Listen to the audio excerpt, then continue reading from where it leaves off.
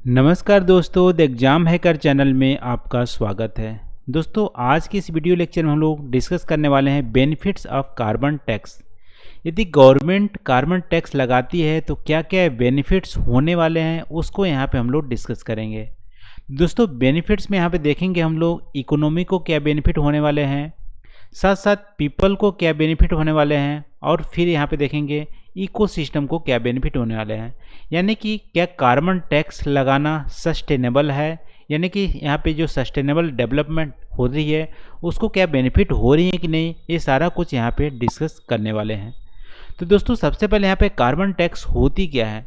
दोस्तों, carbon tax की बात करें तो कोई यहाँ पे वेल डिफाइंड कोई ऐसा टैक्स नहीं है। इंडियन गवर्नमेंट ने भी यहाँ पे पॉलिसी वगैरह कुछ भी नहीं बनाया है, ना ही कोई इंटरनेशनल यहाँ पे लॉ बने हैं कार्बन टैक्स बनाने के लिए।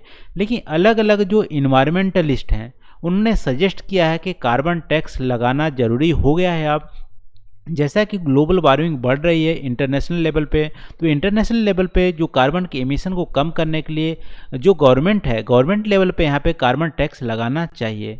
तो बहुत सारे जो इन्वायरमेंटलिस्ट हैं वो सजेस्ट करते हैं कि जैसा कि इंडिविजुअल इनकम होती है, जैसे मान लो आपके यदि 3 लाख से या 2.5 लाख से ज़्यादा इनकम है तो गवर्नमेंट टैक्स लगाती है। यानी 3 लाख से यदि कम इनकम है तो आपको कोई टैक्स नहीं देना पड़ेगा, लेकिन 3 लाख से जैसे ही ऊपर आपको टैक्स जाएगा तो वहाँ पे आपको टैक्स देना पड़ेगा। वैसे दोस्तों, यहाँ पे कंपनीज जो गुड्स को प्रोड्यूस करती हैं या सर्विस को प्रोवाइड करती हैं, यदि वो कार्बन इमिट कर रही हैं तो उनको एक लिमिट असाइन कर दिया पड़ेगा। ठीक है, गवर्नमेंट एक लिमिट असाइन करेगी, उसको बोलेंगे क्रेडिट लिमिट।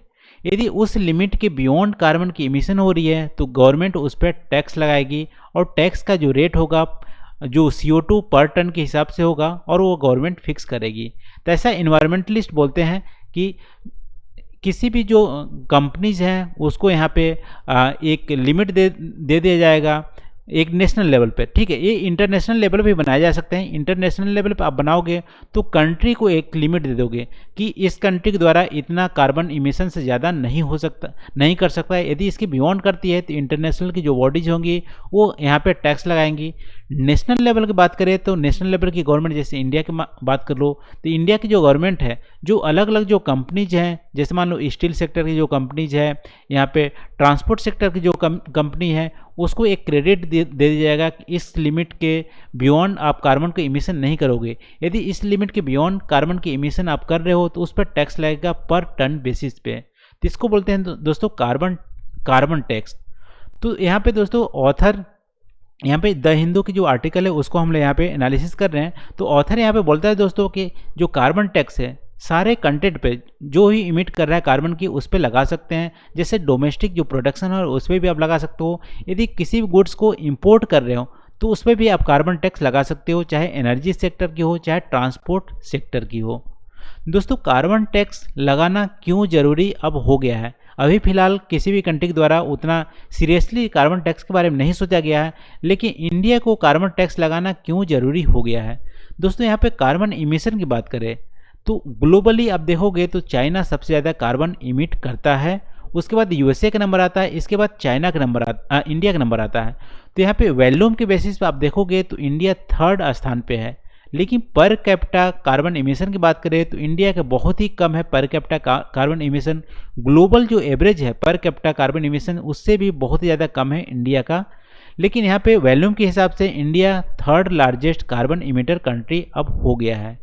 इसके अलावा दोस्तों, ग्लोबल वार्मिंग की इवेंट की बात करें तो इंडिया में बहुत ज़्यादा लॉसेस हो रहे हैं ग्लोबल वार्मिंग के चलते।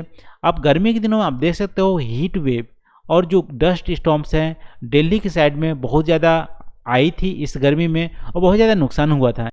इसके अलावा आप देखोगे जो साइक्लोनिक जो एक्टिविटीज़ हैं अरेबियन सी में और बे ऑफ बंगाल में, पहले जो साइकिल होती थी 20-30 साल पहले क्या होती है, साल में मुश्किल से 1 बार आती है, 2 बार आती थी। अब क्या है, यहाँ पे 3-4 बार साइक्लोन आने लगे हैं। ये सब ग्लोबल वार्मिंग के चलते हो रहे हैं, जिससे चलते इंडिया को बहुत ज़्यादा नुकसान हो रहे हैं। दोस्तों, चाइना में भी रिसेंटली फ्लड आया था, साउथ वेस्ट चाइना में, इसके चलते चाइना को बहुत ज़्यादा नुकसान हुआ था। रिसेंटली अभी फॉरेस्ट फायर हुए थे कैलिफोर्निया में, आप न्यूज़ में सुने होंगे। इसके अलावा ऑस्ट्रेलिया में हमारे यहाँ जब विंटर था, यानी वहाँ पे आप देख सकते हो गर्मी थी ऑस्ट्रेलिया में, तब फॉरेस्ट फायर वहाँ पे बहुत ज़्यादा आए थे। ये सारे जो इवेंट दोस्तों बता रहे हैं ग्लोबल वार्मिंग बहुत ही ज़्यादा सीरियस लेवल पे पहुंच गया है, इंटरनेशनल लेवल पे। दोस्तों अभी रिसेंटली एक रिपोर्ट पे आई है ग्लोबल क्लाइमेट रिस्क इंडेक्स 2020।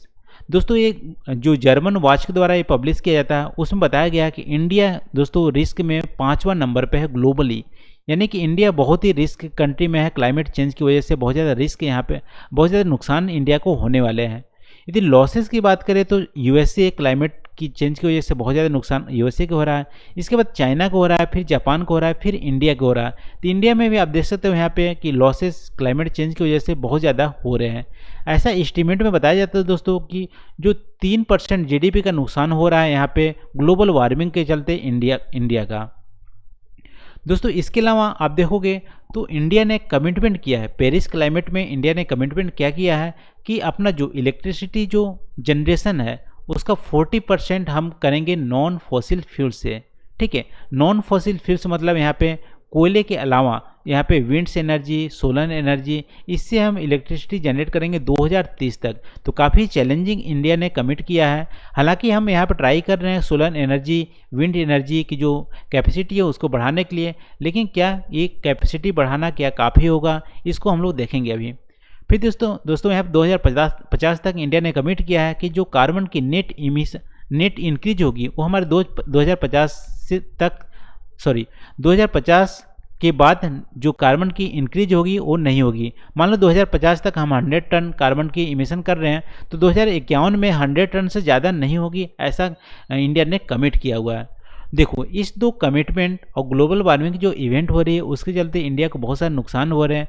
उसके लिए जो एक्शन होंगी वो स्ट्रॉन्ग एक्शन लेनी पड़ेगी, और कार्बन की जो प्राइजिंग है वो स्ट्रॉन्ग एक्शन में एक बहुत ही ज़्यादा एक टूल है, यानी बोल सकते हो अच्छी टूल है, जो हम अचीव करने वाले हैं गोल को, उसको अचीव करने में बहुत ज़्यादा हेल्प करेगा। ठीक है, देख स्मार्ट स्टेप होगा कार्बन प्राइजिंग को यहाँ पे लाने के लिए। दोस्तों इससे क्या होंगे, इससे बेनिफिट होंगे। यदि मान लो कार्बन प्राइजिंग इंडिया में लाई जाती है तो क्या क्या बेनिफिट होंगे। सबसे पहले यहाँ पे देखो कि कार्बन लिमिट जो फिक्स कर दिया जाएगा, तो कार्बन लिमिट जब फिक्स किया जाएगा तो कंपनी क्या करेगी, ट्राई करेगी कि उस लिमिट को पार ना करे। यदि पार करती है तो उसको टैक्स देना पड़ेगा एक्स्ट्रा। तो उस टैक्स को बचाने के लिए कंपनी क्या करेंगी कि यहाँ पे अपनी जो इक्विपमेंट्स हैं उसको वेल मेंटेन करेगी, और टेक्नोलॉजी पर यहाँ पे टेक्नोलॉजी इन्हेंस करने के लिए यहाँ पे रिसर्च करेगी। इसके चलते क्या होंगे, यहाँ पे इफ़िशियंसी आएंगे उनकी मशीन पे।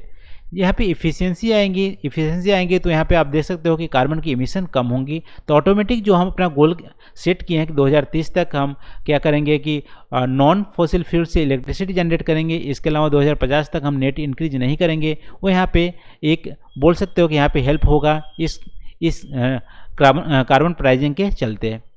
फिर दोस्तों यहाँ पे आप देख सकते हो कार्बन प्राइजिंग बहुत ज़्यादा वेल सक्सेस हुआ है चाइना में, यूएसए में, ईयू में। यहाँ पे पायलट प्रोजेक्ट के तहत यहाँ पे चलाए गए थे कार्बन प्राइजिंग का, और यहाँ पे काफ़ी सक्सेसफुल यहाँ पे सक्सेस देखने को मिला है। इसके अलावा दोस्तों कनाडा और स्वीडन दोनों ने कार्बन टैक्स वहाँ पर लगा रखे हैं। उसके चलते जैसे कनाडा ने लगाया है $20 पर टन की कार्बन टैक्स लगाया हुआ है। इसके चलते वहाँ पे कार्बन के इमिशन में ह्यूज रिडक्शन देखने को मिले हैं कनाडा में। ठीक है, तीसरी जेट के चलते आप बोल सकते हो इंडिया में भी ह्यूज रिडक्शन देखने को मिल सकते हैं। ये रहा दोस्तों यहाँ पे कार्बन की इमिशन में कमी आएगी। इसके अलावा देखोगे तो बेनिफिट क्या होंगे, इसके अलावा इंडिया में जो फिस्कल गेंस होंगे, यानी गवर्नमेंट को पैसे मिलेंगे कार्बन की टैक्स लगाएंगे तो। ऐसा उम्मीद बताया जा रहा है कि $35 पर टन यदि कार्बन टैक्स लगाता है इंडिया, तो यहाँ पे 2% जो जीडीपी की रेवेन्यू हो गए वो गवर्नमेंट को मिलेंगे। यानी यहाँ पे जो फिस्कल गेंस यहाँ पे गवर्नमेंट को मिलेंगे, वो फिस्कल जो गेंस मिलेंगे उसको जो इलेक्ट्रिक व्हीकल है या अदर जो हम अचीव करने वाले हैं 2030 तक नॉन फॉसिल फ्यूल से इलेक्ट्रिसिटी, जैसे सोलर एनर्जी में इन्वेस्ट कर सकते हैं, विंड एनर्जी में इन्वेस्ट कर सकते हैं, जो हमारा रेवेन्यू जनरेट होगा उससे। ठीक है, तो यहाँ पे आप देख सकते हो कि यहाँ पे विन विन सिचुएशन है। यदि कार्बन टैक्स लगाते हैं तो देखो विन विन सिचुएशन कैसे है, कार्बन टैक्स लगाएंगे तो देखो कंपनी क्या करेंगी, कंपनी यहाँ पे अपना कार्बन टैक्स बचाने के चक्कर में अपने जो इक्विपमेंट्स हैं उस पर यहाँ पे या रिसर्च पे ज़्यादा इन्वेस्ट करेंगे। रिसर्च पे ज़्यादा इन्वेस्ट करेंगे तो इफ़िशियंसी आएगी तो कार्बन का इमिशन यहाँ पे कम होगा। कार्बन की इमिशन कम होगा तो हमारा इकोसिस्टम के लिए बहुत ही फायदेमंद है।